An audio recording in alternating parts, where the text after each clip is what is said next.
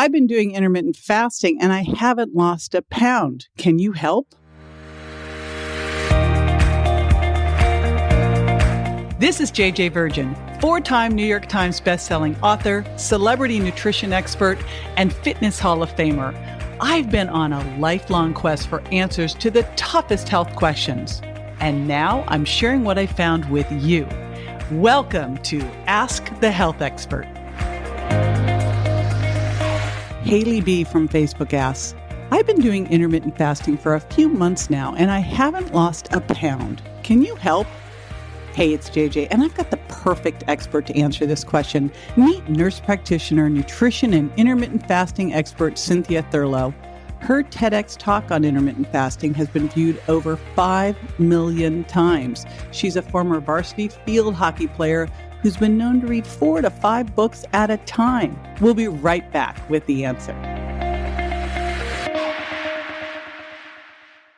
If you're a chocolate lover, I have a great find for you. A sugar-free, handcrafted, keto-friendly chocolate line that tastes amazing and contains specific nutrients to up-level your health.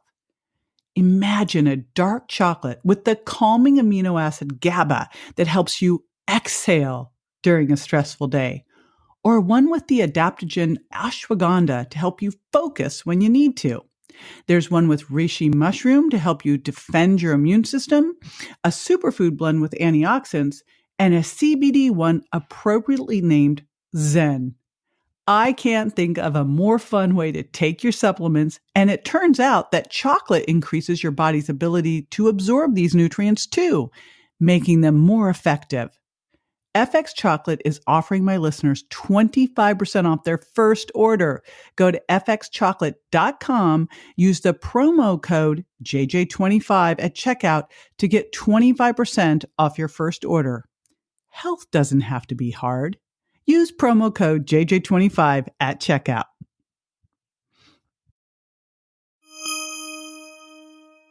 Well, Haley, this is one of the more common questions I am asked about intermittent fasting when people are feeling either their weight loss efforts have stalled or they are non-existent. And there are many contributing factors to why weight loss can be elusive with this strategy. First and foremost, it's really critical that we get your sleep dialed in. So it's really important to be sleeping in a cold, dark room, off electronics 1 to 2 hours prior to bedtime, wearing blue blockers at night, and creating some degree of sleep hygiene. I always suggest that women in particular really remain attuned to this, especially as we get closer to perimenopause, the 5 to 7 years preceding menopause, when so many people start developing sleep issues, either falling or staying asleep. So having a sleep ritual is really critical.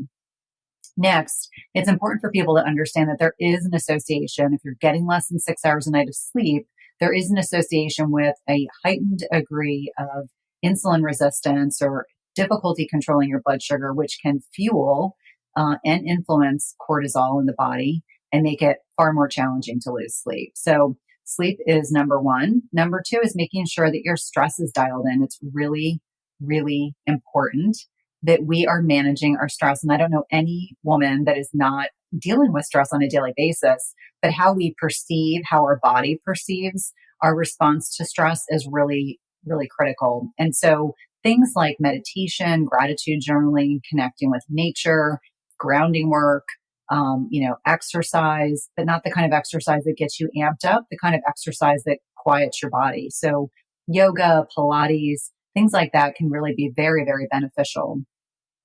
Next, underlying food sensitivities. And I know this is something that JJ is really influenced by and interested in as well. But underlying food sensitivities can make it really challenging to lose weight. And the big ones that I think about as women are entering this stage in their lives are things like dairy, gluten, grains, obviously sugar, processed sugars, and alcohol can be hugely problematic, as well as soy.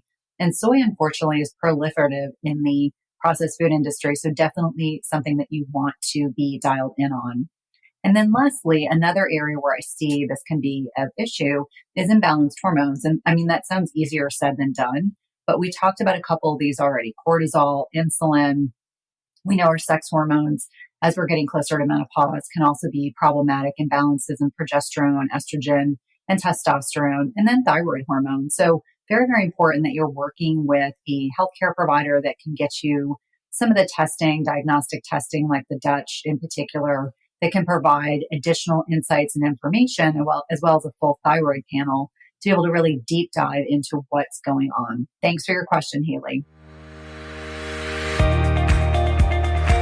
This is JJ with Ask the Health Expert. I do this 5 times a week, so make sure you never miss a show by going to subscribetojj.com.